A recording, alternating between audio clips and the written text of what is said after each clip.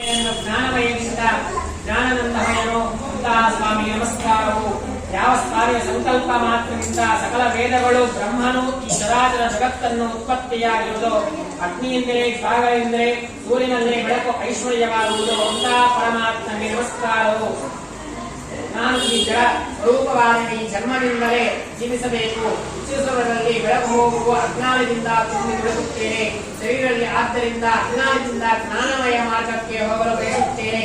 ಹೀಗೆ ಪ್ರಪಂಚಗಳಿಂದ ಬೇರೆಯವರು ವೇದಗಳಿಂದ ಮಾತ್ರ ತಿಳಿಯಲು ಸಾಧ್ಯ. ಭಕ್ತಿಯಿಂದ ನಿರ್ಮಲವಾದ ಜನರ ಮುಂದೆ ಪ್ರಕಾಶಿಸುತ್ತನು.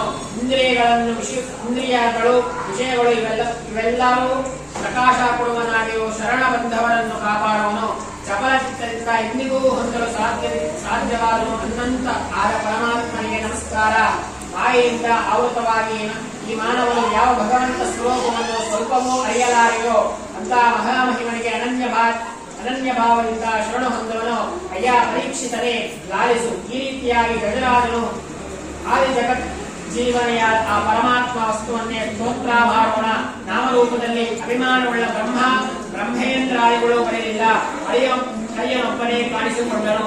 ಆಗ ಗಜರಾಜನಿಗೆ ಮಾಡಲ್ಪಟ್ಟ ಸ್ತೋತ್ರದಿಂದ ಸಂತುಷ್ಟನಾದ ಸ್ವಾಮಿಯು ವೇದ ಸ್ವರೂಪನಾದ ಕರುಣಮೂರ್ತಿಯ ಮೇಲೆ ಕುಳಿತು ಚಕ್ರಾಯುಧ ಸಮೇತನಾಗಿ ಆ ಸರೋವರ ಬಳಿ ಸ್ಮರಣೆ ಬಂದನು. ಹೀಗೆ ಬರುತ್ತಿರುವ ಶ್ರೀಮನ್ನಾರಾಯಣನ ನೋಡಿ ಗಜರಾಜನ ಸ್ವಾಮಿಗೆ ಅರ್ಪಿಸಲು ಬಂದು ಕಮಲವನ್ನು ಸೊಂಡಲಿನಿಂದ ಸೆಳೆದು ಆ ಸೊಂಡಲನ್ನು ಎತ್ತಲಾರದೆ ಅರ್ಧ ಮಾರ್ಗದಲ್ಲೇ ಹಿಡಿದು ಲೋಕೇಶ್ವರನೇ, ಭಕ್ತವತ್ಸಲನೇ, ಕರುಣಾನಿಧಿಯೇ ನಿನಗೆ ನಮಸ್ಕಾರವೋ ಎಂದಿತು.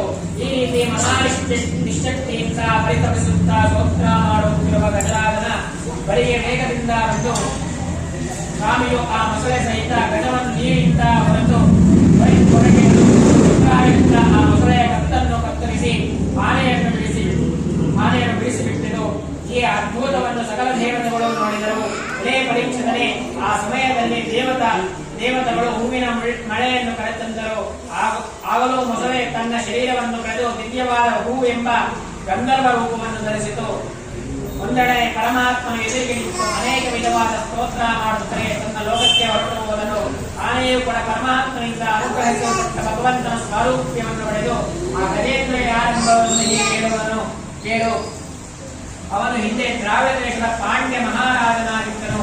ಆ ರಾಜನು ರಾಜಕೋಶದಲ್ಲಿ ವೈರಾಗ್ಯವನ್ನು ಹೊಂದಿ ಸಮೀಪದಲ್ಲಿ ಮಲೆಯ ಆಶ್ರಮವನ್ನು ಕಟ್ಟಿ ಶ್ರೀ ಶುಕಮುಚ ಹೀಗಿರಲು ಒಂದು ದಿನ ಅಗಸ್ತ್ಯ ಮಹರ್ಷಿಯು ತನ್ನ ಶಿಷ್ಯರೊಂದಿಗೆ ಕೂಡಿ ಆಶ್ರಮಕ್ಕೆ ಬರಲು ಆ ರಾಜನು ಧಾನ್ಯ ಪರವಶನಾಗಿ ಹುಡುಗಿ ಅರ್ಘ್ಯಪಾದ್ಯ ಆಚಮನೀಯಗಳನ್ನು ಮಧುಪರ್ಕವನ್ನು ಕೊಟ್ಟು ಉತ್ತರಿಸಲಿಲ್ಲ.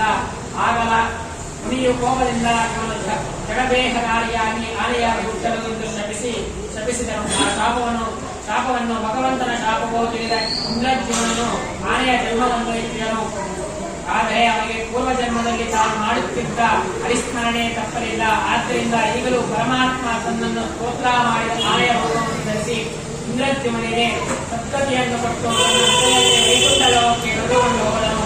ಅಯ್ಯ ಪರೀಕ್ಷಿತನೇ, ಈ ಗಜೇಂದ್ರ ಮೋಕ್ಷ ರೂಪವಾದ ಭಗವಂತನ ದಿವ್ಯ ಚರಿತ್ರೆಯನ್ನು ಯಾರು ಕೇಳುತ್ತಾರೋ ಅವರಿಗೆ ಸ್ವರ್ಗವೂ ಪ್ರಾಪ್ತಿಯಾಗುವುದು, ಹರಿದೋಷವೂ ಉಂಟಾಗುವುದಿಲ್ಲ, ದುಸ್ವಪ್ನವೂ ಹತ್ತಿರ ಬರುವುದಿಲ್ಲ. ದುಸ್ವಪ್ನ ಬೀಳುವವರು ಪ್ರತಿನಿತ್ಯವೂ ಈ ಗಜೇಂದ್ರ ಮೋಕ್ಷ ರೂಪವಾದ ಕಥೆಯನ್ನು ಓದಬೇಕು. ಭಗವಂತನೇ ಗಜರಾಜನಿಗೆ ಈ ರೀತಿಯಾಗಿ ಹೇಳಿರುವನು, ಯಾರು ನನ್ನನ್ನು ನಿನ್ನನ್ನು ಈ ವೇದ ದೀಪವನ್ನು ಸಪ್ತಋಷಿ ಧ್ರುವಕುಮಾರ ಮುಂತಾದ ಮಹಾಮಹಿಮರು ಬೆಳಗ್ಗೆ ಎದ್ದು ಸ್ಮರಿಸಿದರೆ ಅವರಿಗೆ ದುಸ್ವಪ್ನವೂ ಬೀಳುವುದಿಲ್ಲ ಎಂಬುದಾಗಿ ನಾನೇ ಹೇಳಿ ಪಾಂಚಜನ್ಯವನ್ನು ಓದುತ್ತಾ ತನ್ನ ಲೋಕಕ್ಕೆ ಗರುಡಾರೂಢನಾಗಿ ಹೊರಟು ಹೋದನು. ಇಲ್ಲಿಗೆ ಗಜೇಂದ್ರ ಮೋಕ್ಷಾದ್ಯ ಸಂಪೂರ್ಣ.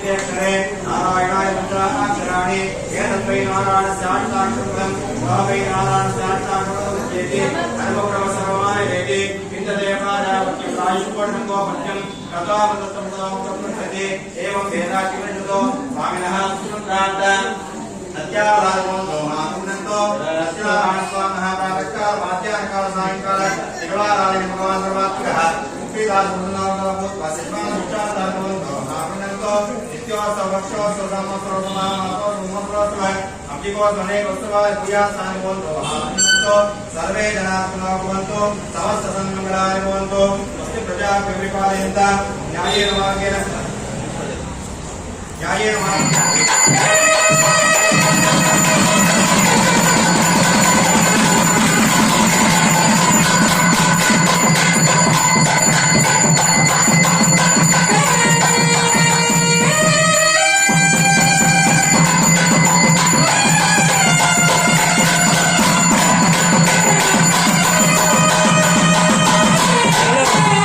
సత్యనారాయణ స్వామి పాదారవింద గోవింద వరద గోవింద ఇందిరారమణ గోవింద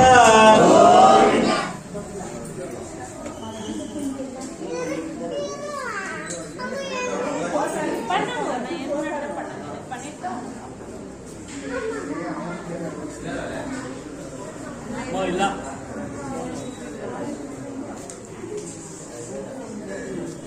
ಬರ್ರಪ್ಪ ಗೋವಿಂದ ಬರ್ರವ ಗೋವಿಂದ ಬನ್ನಿ